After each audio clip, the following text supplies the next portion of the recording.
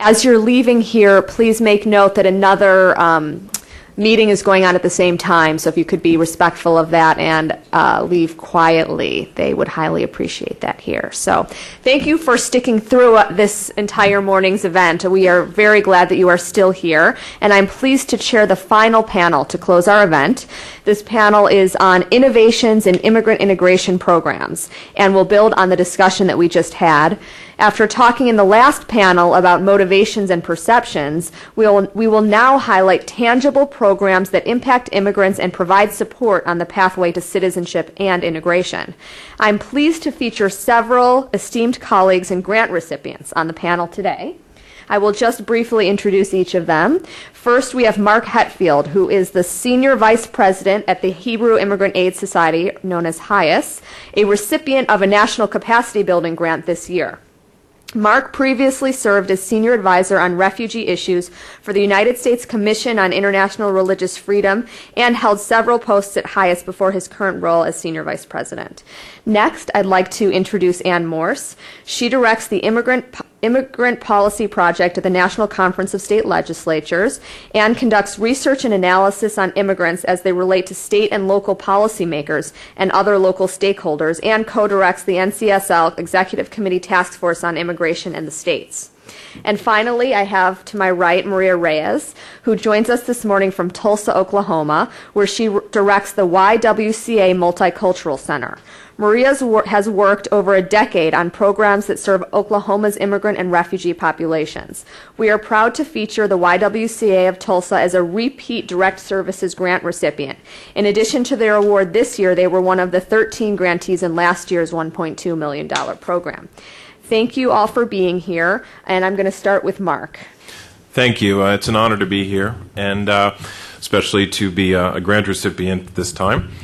And I'd like to say that there was a lot of, and I've had to rewrite my talk as the last panel was on, because so much of what they said fed into what I should be saying, and that is there was a lot of discussion about how literate immigrants are who are naturalizing, how internet savvy they are, and that's true for the vast majority of them. And I think that the creation of the Office of Citizenship and the materials that the Office of Citizenship has provided online are going to be tremendously helpful, and they will make my agency's job easier. My agency is HIAS, the Hebrew Immigrant Aid Society, and we've been helping immigrants and refugees for 140 years with many issues, but a major one always having been naturalization. I'm sorry, only 130. I exaggerated. 130 years. But in any event, traditionally we've had to help both the educated and the non-educated immigrants that are our clients around the country. And now the Office of Citizenship has really made our job much easier by making all these resources available that the educated and the internet savvy can access. But our job has actually become much more difficult, and this is what our grant will really be focusing on, in terms of serving the most vulnerable people who are coming. Because there are immigrants, of course, and immigrants who come to this country, and when I say immigrant, I mean it in the technical sense of the word. They're coming to join family, they're coming to join jobs. They essentially have anchors and they have mechanisms that are going to help them integrate into society. With the refugees, for the most part, who come to this country, all they have are agencies like HIAS and IRC and Church World Service. They're not joining anchors that are going to help them integrate, and many of them, and this is becoming more true rather than less true, are coming from pre-literate societies or are only semi-literate or illiterate themselves. They tend to suffer from much greater issues because they've suffered in their country of origin, which makes learning difficult, which makes integration difficult, which makes dealing with authorities difficult, and which certainly makes civic participation very challenging. And this is becoming, as I said, more true rather than less true. Back in the 1990s, which was really a time when HIAS was helping literally hundreds of thousands of people. In fact, we helped 315,000 Soviet Jews come to the U.S. between 1988 and the end of the 1990s. but very few other people. So we were helping to naturalize a group that spoke essentially one language, was extremely literate. They had their issues, and we'll talk about that when it came to naturalization. But it wasn't it wasn't that big of a challenge getting them into U.S. society and getting them to understand citizenship and to naturalize. But now the refugee program is much more diverse. Back in the 1990s, it was essentially Soviet Jews, Vietnamese, Somali, and individuals from the former Yugoslavia who were coming to the U.S., and that was it as refugees.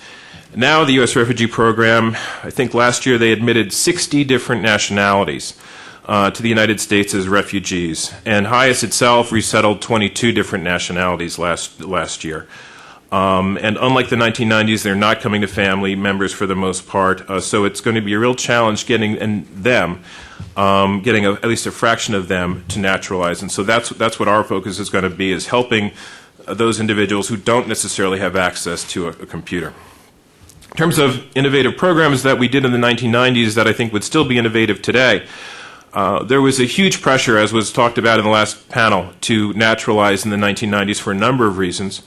One was the atmosphere that was created by initiatives like Proposition 187 in California in 1994.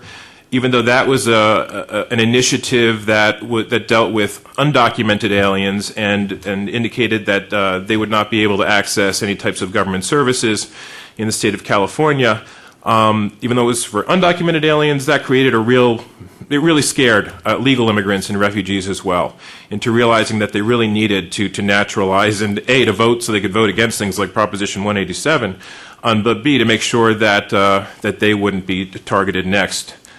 And secondly, there was welfare reform legislation which excluded even refugees and asylees from receiving a lot of benefits that they had previously been entitled to. So that also encouraged naturalization. And so what we did, I think first and foremost, we have to view naturalization not as Kaplan test preparation, but as really something which is going to promote civic integration, and by actually engaging naturalization applicants, especially those from these more vulnerable sectors in civil society, that's really the way to prepare them for citizenship. So HIAS, with a grant from the Department of Health and Human Services, started the LORIO network, and that's the Local Russian Emigre Organizations network across the United States. We started 100 Russian-speaking emigre organizations. It was only non-citizens, pre-citizens were really eligible for this. And what we did is we mentored, essentially, local communities on how to start their own organization, how to advocate publicly, on leadership development issues, and basically how to engage in their communities.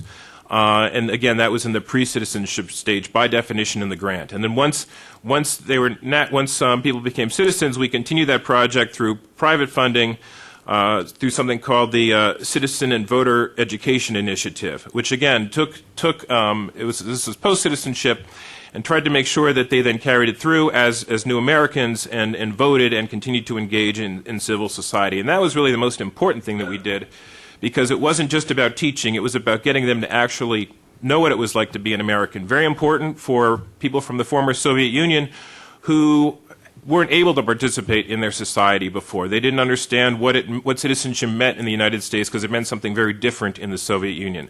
So we felt that that was actually the most important part of our education campaign. And we also targeted not your yuppies, but we targeted the elderly, the disabled, people who wouldn't acclimate themselves, integrate themselves quite so naturally. And so that's a model that we want to continue to apply and expand to other populations. Now that all our Soviets are now, almost all of them are now U.S. citizens. We were very successful in that effort.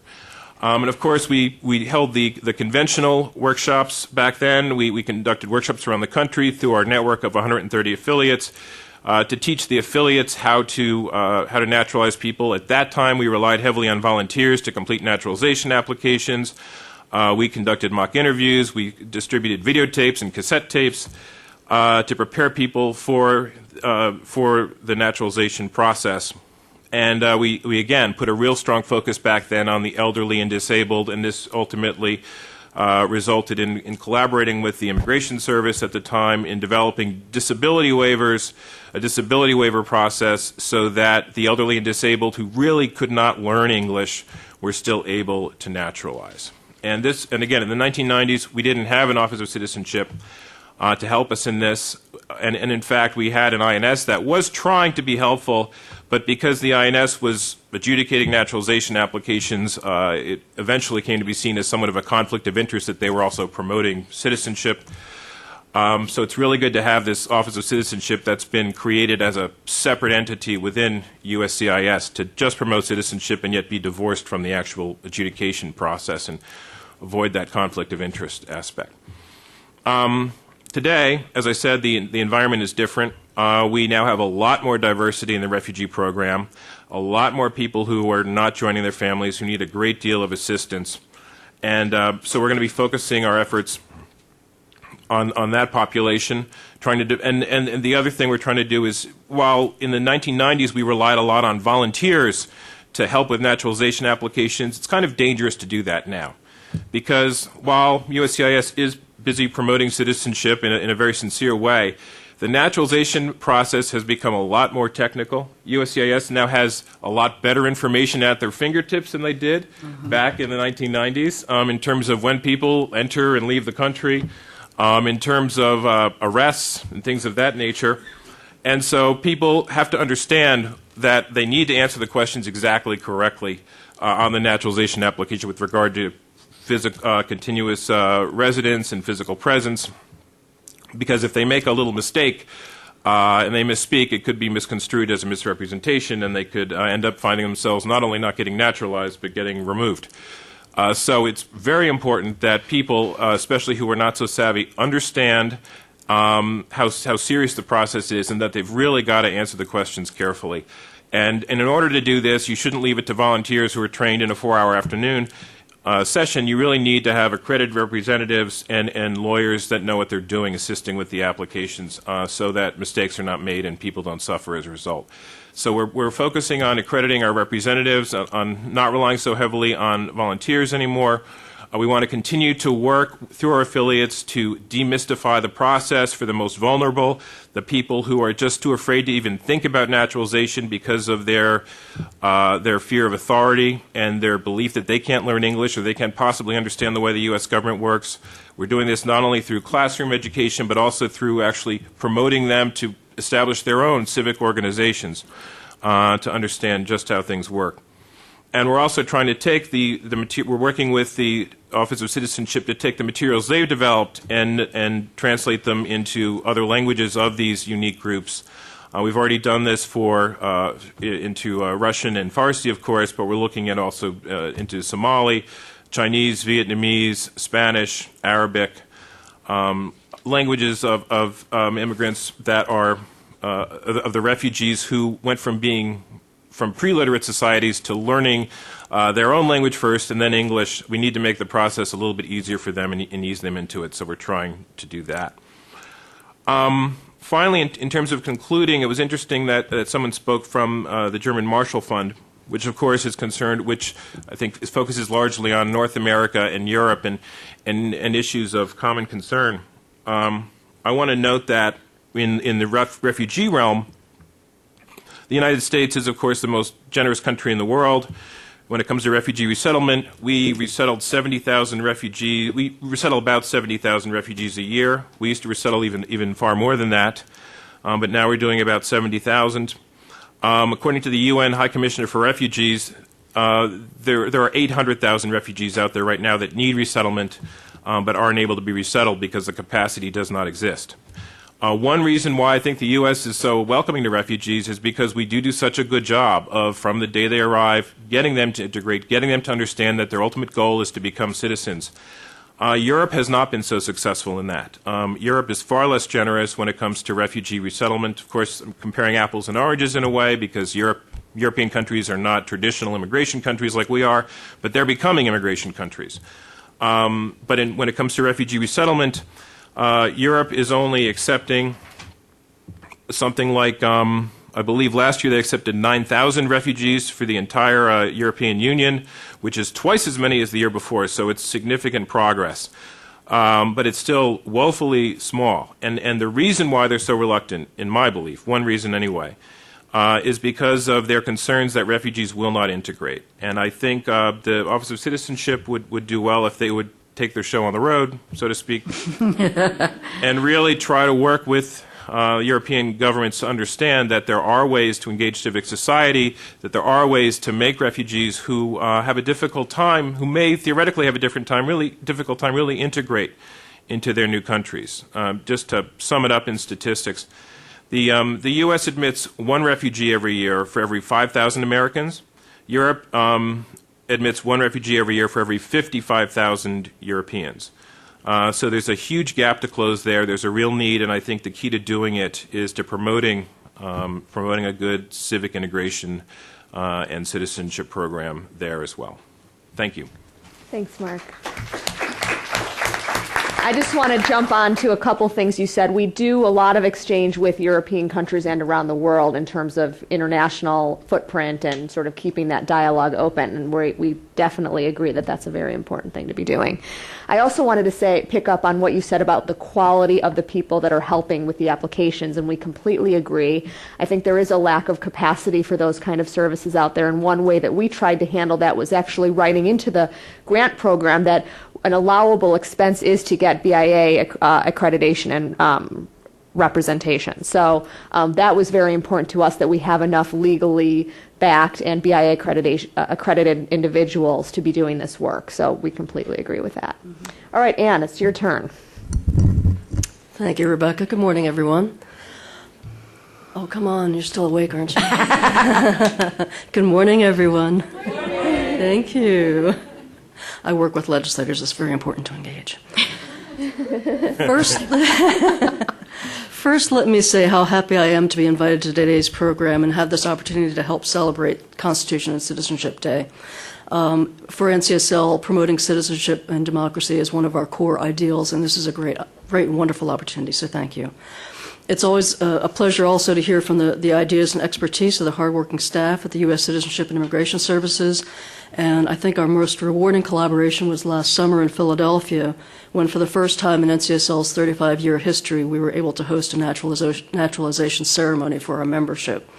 At the closing ceremony of our annual meeting, with several thousand members of our membership in attendance, we had the district director of the USCIS administer the oath of allegiance to 5 new citizens, and they were congratulated by U.S. Secretary of Commerce Gary Locke, a Chinese-American whose grandfather immigrated to the U.S. from China.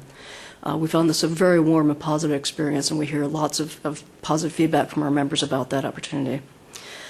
Just briefly, for those of you who don't already know us, NCSL is a bipartisan organization representing the legislatures of the country, the Commonwealths and territories. Our membership includes 7,600 state lawmakers and some 30,000 legislative staff. Our Immigrant Policy Project, launched in 1992, works with federal, state, and local officials to research and report on immigration and immigrant policy. We track state legislation that addresses legal immigrants, refugees, migrants and seasonal workers, and illegal or unauthorized immigrants. In recent years, we've seen state interest in immigrants spike. In 2005, we saw 300 bills introduced relating to immigrants. That doubled in 2006. It tripled in 2007. We now review more than 1,200 bills annually for their impact on immigrants and refugees. Most recently, in 2009, more than 1,500 bills were introduced, and of these, 222 laws were enacted and 131 resolutions adopted. Immigration is, of course, a 50-state issue. Every state in regular session considered immigration-related bills last year. Often, the media reports these bills as being anti-immigrant, and that is not true. Bills address both enforcement and integration issues. They touch on a full spectrum of policy arenas, education to employment, human trafficking and health, public benefits, law enforcement, identification issues. They also passed quite a number of resolutions that recognize the contributions of immigrants and the organizations that serve them. And on occasion, they ask Congress to take action in immigration matters, such as enacting immigration reform. One day it will happen. And we would like to see states as partners in that effort. States have long been a key partner in promoting immigrant integration. I was thrilled that there was history on the last panel. I didn't know about that particular commission. I'm very upset that they overlooked states. A century ago, when 8.9 million immigrants arrived during the last peak of immigration, the U.S. launched an Americanization movement, you may remember from your history books. This involved federal, state, and municipal governments, along with businesses, labor unions, schools, and social organizations, to teach newcomers the English language and American values of liberty, democracy, and equal opportunity. For example, in 1907, New Jersey passed legislation to support English in civics classes for the foreign-born. In New York, a Bureau of Industries and Immigration was established to promote the effective employment of immigrants and their development as useful citizens. And today, obviously, with today's panel and program and awards, we're seeing a resurgence of interest in supporting refugee and immigrant integration in this country. We saw in the mid-1990s, after welfare reform, that a number of states launched their own citizenship assistance programs to help legal immigrants learn English and pass the federal citizenship test. To help celebrate today's Citizenship Day, I'd like to offer a few more examples of how states are encouraging immigrants to naturalize and to become active participants in our democracy. And in a very environmentally friendly way, just 2 one-pagers can be found on your way when you leave the building towards the elevators that provide some more examples. I'm just going to touch on a few this morning. Related to English language acquisition and civic education, in Illinois, one of our traditional immigrant-receiving states, has long supported these kinds of initiatives. One of their newest efforts is to provide state funds for immigrant welcoming centers. The state government is working with community organizations to offer programs to help thousands of eligible permanent residents become naturalized U.S. citizens. Non-traditional immigrant states are also becoming active. Missouri offers naturalization assistance to those who require special assistance to attain the requirements to become citizenship. These services can include direct tutoring, assistance with identifying waiver requests, and facilitating proper documentation. North Dakota offers career development for English language learners. Tennessee established a We Want to Learn in English initiative in the state's Labor and Workforce Development Department. We have an expansive definition of integration that's not just naturalization or voter registration, but the whole spectrum that helps people feel like they're a member of the community. Iowa's Workforce and Economic Development Appropriations law included a mandate for the department to make every effort to maintain new Iowan centers offering one-stop services dealing with the multiple issues related to immigration and employment. Minnesota established a ladder out of poverty task force and specified that immigrants, among other groups, be included in those who could meet with and present views to the task force. Connecticut established an Asian Pacific American Affairs Commission to work with state agencies to address issues affecting that community, including access to health care, housing, job training, access to the legal system, mental health and addiction services, economic development, workplace justice and equality, immigration, education, English language instruction, all within a year, I'm sure. Maryland established a task force on the preservation of heritage language skills to focus on innovative ways to encourage heritage language learning, while also encouraging new citizens of the United States to learn and master English. Typically, we talk about immigration law enforcement in a negative way, but I also see very positive efforts to protect all members of the community. In Oklahoma, they enacted the Greater Protecting Victims of Human Trafficking Act, which goes after the perpetrators of trafficking and also extends assistance to victims of trafficking, including mandates on providing shelter, medical assistance, food, and legal assistance for victims. Two examples of the resolutions I had mentioned earlier. New Mexico urges the U.S. Congress to finally enact comprehensive immigration reform and requests that it include elements to ensure efficient border security, reunification of immigrant families, a path to citizenship, resources for cities, and a legal means for immigration for foreign nationals who want to work in the United States temporarily. Pennsylvania honored the Lost Boys of Sudan for their tireless courage and pioneering efforts in raising awareness and working towards ending 21st century slavery in their homeland. In conclusion, state lawmakers are creating a variety of mechanisms to help immigrants navigate the naturalization process and support immigrant integration. State-level initiatives such as funding language and civics, seed money for public-private partnerships, and encouraging volunteer participation. Looking to the future, we can't work on immigrant integration without our federal partners. State budgets are still strained, so just a moment for practical realities. In recent years, and since December 2007, state legislatures closed more than $531 billion in cumulative debt. They will return in 2011 facing another shortfall of $83.9 billion. However, I'm sure that we can find ways to develop effective programs with our federal partners to share these successful programs, promote civic education and naturalization for the newest members of our society. Thank you.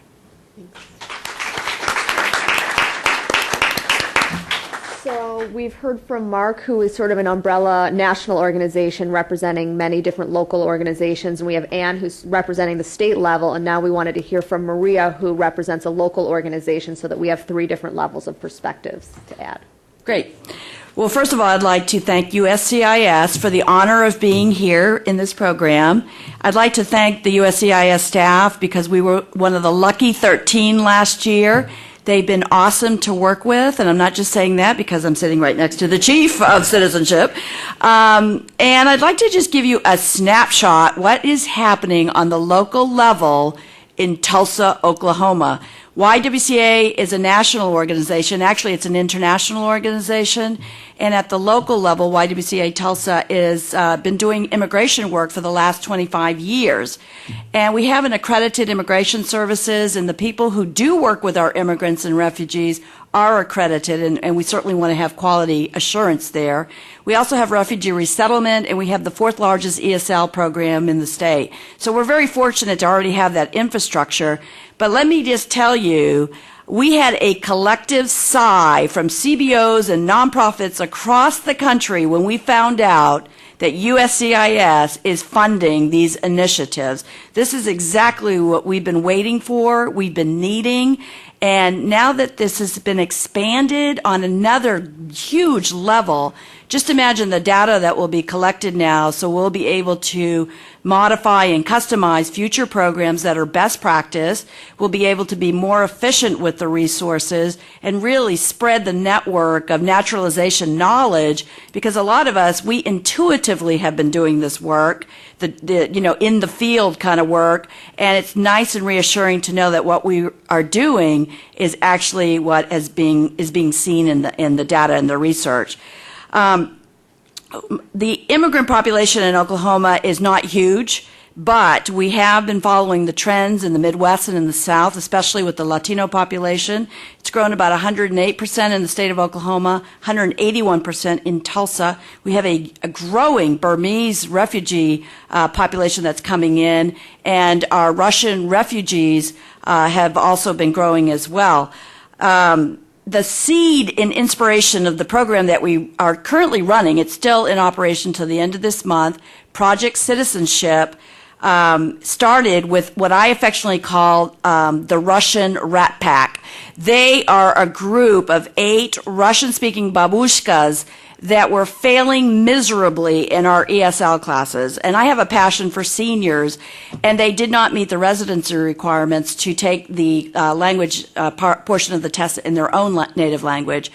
And they were struggling. They were going to lose their benefits. They were a mess. So our program manager, her name is Irina Shivilova, who is really the driving force behind this project. My staff is listening to the webcast, so I've got to make sure I say that. She is one of the most persistent, persuasive, and patient. You got to be patient when you're working with people in naturalization. She said, well, I've got a senior ESL teacher who can go at a slow speed. We can use bigger font. I mean, we can do it in their homes, in the apartment complex where they're at, and we can serve them tea. I mean, this is not rocket science. Okay, this is just simple stuff, but it works. So we started to do this, and the ones that passed the test became the cheerleaders for those coming behind. Now, this infamous group of Russian babushkas, 8 of them over a 2-year period passed 100%. Now, here's the astounding fact to this story. Average age 75. Okay?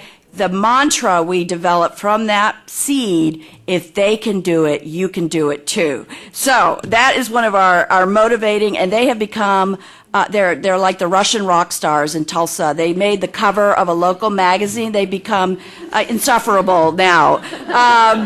Anyways, the other thing that we wanted to do is we wanted to target 2 groups for our marketing campaign, and we were just so fortunate to get the marketing money that we needed to really put Project Citizenship on the map. And we wanted to target, of course, our eligible LPRs, and we wanted to look at our seniors and our refugees, because it does take a long time for people to finally decide, like 10 years, 15 years, I'm going to do this. So we have a growing Burmese. We wanted to get them right when they were coming through the door. This is our expectation. Our expectation, your expectation to become a U.S. citizen. This is part of the dream. And it's critical to get the buy-in of the leadership, the pastors of those communities. It took 5 months to get 2 of the pastors in the Burmese community to take the test. They were very reticent about doing it. But, Irina can wear you down like a dog on a bone, I'm telling you.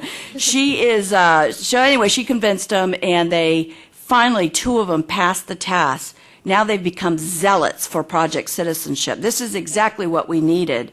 The other component for our marketing, and also we created a cool logo. It's hip to wear a Project Citizenship t-shirt. We sell them, and then the money we put back into our program, so it's a source of revenue producer for us. But the other thing is we have some anti-immigrant sentiment going on in Oklahoma. There's a lot of good things happening with the trafficking and the VAWA, I'm proud to say, as well. But we have a vote this November for English only. And that puts incredible pressure on people to try to learn English. Can you imagine? Now it's trying to be passed as a law. And we wanted to educate mainstream Tulsans. You know what? When you tell them what people have to go through to become a citizen, it blows their mind. They have no idea. So we're doing a strong educational advocacy piece with the YWCA. We do cross-pollinating in our programs. We have a racial justice department that is able to educate our board members, the mainstream people, the people that are kind of like, well, I don't really know anything about immigration, and I'm not really sure how I think. But as soon as you start arming people with knowledge instead of the myths and the half-truths that are going out there, I certainly think this is going to help us to become a more welcoming community. Tulsa is very welcoming. We're very affectionate and very warm people. I'm a transplant, but I already had that, and it's just exacerbated being in Tulsa, Oklahoma, I think. Here's the other thing. This is what we used, our secret weapon, to do this public PR thing about naturalization. We used the Pack of 8, the Rat Pack. They are doing it through cooking classes. They teach others, other seniors, other people who come to these cooking classes about what it takes. And if you can imagine a 75-year-old doing it, I mean, that really impresses the heck out of people. So we certainly are putting them to work. The barriers part of the data was so fascinating to me. As most of us know, English was the big deal. Cost. I think most people can save up if they really want to do something. But we looked at another barrier. We looked at complacency. When you get comfortable as an LPR, you go, and what's the point? It's expensive. And then some of them, I said, well, what really gripes you about, your LPR status? Well, the fact that I have to get a temporary passport. Oh, there's a sales pitch right there. You can get a passport if you become a U.S. citizen. It lasts longer. It's a lot less expensive than what you're paying now. Sometimes that's the hook that you need to really convince somebody to do it. Of course, we tell them all the things, it's patriotic, you get the right to vote. But really, if you start looking at people's psychology and, people get complacent. And sometimes we teach people to where we want them to be rather than where they're at. So we really started to look at the stages of change. This is something that I do in my personal life, and I'm sure you all do it. You've been probably thinking about, getting on a diet or quitting smoking, and you pre-contemplate these things. You look in the mirror and you go, well, I'm not that bad.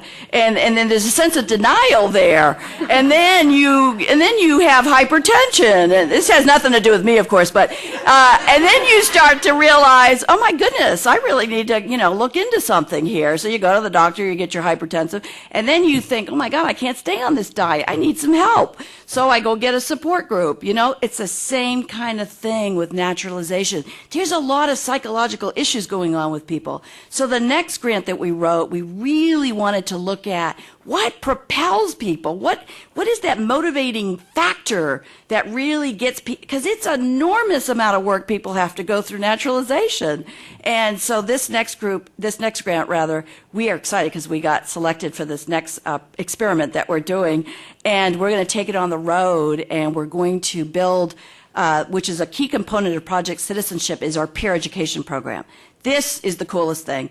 This is something that's been done since, the beginning of mankind, is using indigenous leaders that already have leadership qualities. And we did it with the Robert Wood Johnson Diabetes Prevention Program. We don't reinvent the wheel. We look at what works in one program and we say, we are training these leaders. We are desperate for bilingual workers. Now they're going into getting jobs in the hospitals. They are going into their communities, spreading the word about diabetes prevention. We've trained them. We pay them. It's like a big deal. Why can't we do that for naturalization? So we started to do a naturalization peer education program. This past year, we train people. We give them the benefits. We tell them what the red flags are. We tell them to come to our office if they're interested. Don't give them any, legal advice, of course, but just the nitty-gritty of it. And I'm telling you, when people get the certificate after they complete a peer education program, it's one of the proudest moments. We value them. You have to validate those leaders. They can do so much for you. It is amazing. Again, this project that we're going to do this year, we're going to build a curriculum. So happy to see the resources in the website that you have, because that's really going to complement some of the work that we're doing this year. And finally, the civic engagement piece, this always seemed like a very, kind of civic engagement. That was a mystical word to me. I didn't even know really what it meant on the surface level. But then we started looking at, okay, immigrants already have tons of resiliency, and they're compassionate, and they already have a lot of resources that they intuitively already do. So we're going to tap into that. So we looked in the community. You don't have to reinvent the wheel again. Look and see what's going on in your community. We have a language culture bank. This is National Preparedness Month this month that coincides with Citizenship Month. Perfect. And we started to get our peer educator leaders, and we put them in our language culture bank activities. They started teaching people how to do home preparedness kits. And now we're starting to do it in our ESL classes. So, I almost died when I heard that Oklahoma is the #1 in the country for natural disaster claims. I had no idea that I knew we had a horrible ice storm 2 years ago where people were lighting up their Coleman lanterns in the house and generators, causing carbon monoxide poisoning, and people who are limited English proficiency was not getting the critical information. So we decided, let's build this language culture bank so we can get those people out there. And so now Project Citizenship peer educators are doing that piece as well. We've also built a relationship with the Tulsa Police Department. We've had some problems in that area. So now part of civic engagement is, hey, let's report crime. Let's look out for our neighbor. Let's get involved with Neighborhood Watch. So they're starting to do that kind of thing now. And really, it's not rocket science. If I could sum it up in one way, I'm going to tell you this little story that the program manager told me there was a Russian pastor that she's been working on to become a U.S. citizen. 5 months, she wore him down, and he decided, I'm going to do it. So he and his wife and 3 adult children decided to do it as a family. So we put him in our specialized ESL civics classes and citizenship classes. 8 months, they were diligent. I've never seen anything like it. And finally, they just went to our Oklahoma City office, and they became a citizen. You could have heard the scream from there. It was unbelievable. His ESL teacher is from Boston, and she said there's a favorite saying in New England, which I'm from, is there'll be a snowball chance in hell if that man passes. And she could not believe when she found out that this pastor actually passed the test. It was unbelievable. So the cool thing about that is the whole family passed. 53 other members of his congregation are now involved in Project Citizenship. So this stuff catches like wildfire if you pick the right people and you're paying attention on who's doing the work out there. And finally, I just want to again reiterate, it's about building relationships and trust. That's really the key magic ingredients that we already knew, but it certainly has been quite evident in Project Citizenship this past year. I want to thank USCIS again for the trust in us and their belief in us, and thank you all so much for allowing me to share a little bit in what's been going on in Project Citizenship. Thank you.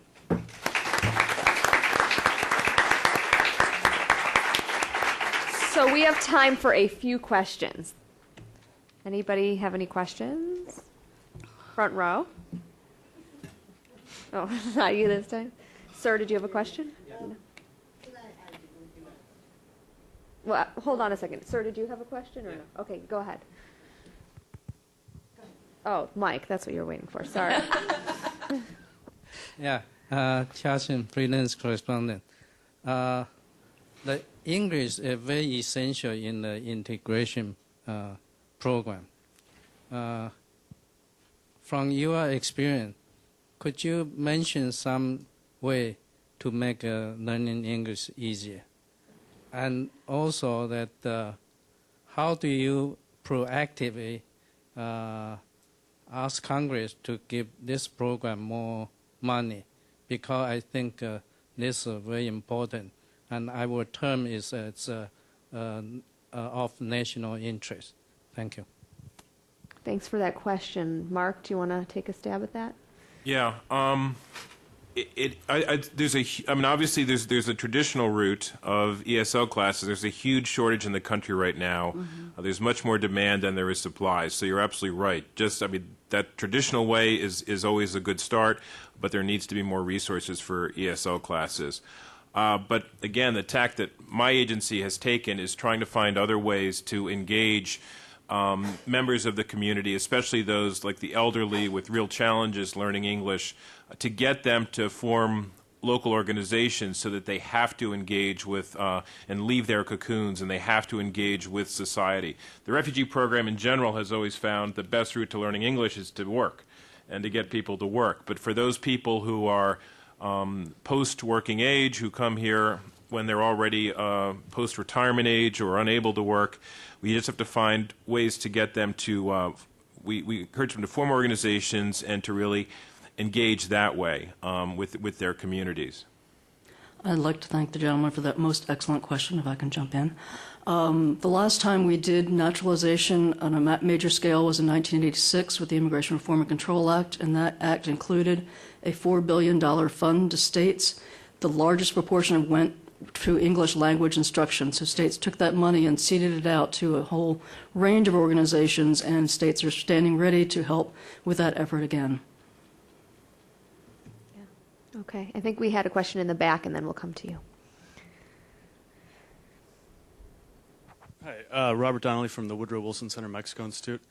I think the testimonies were just great, but my question had to do with I understand the great promotional strategies that exist to identify eligible LPRs and to get them into the system, but then it seems that we don't really know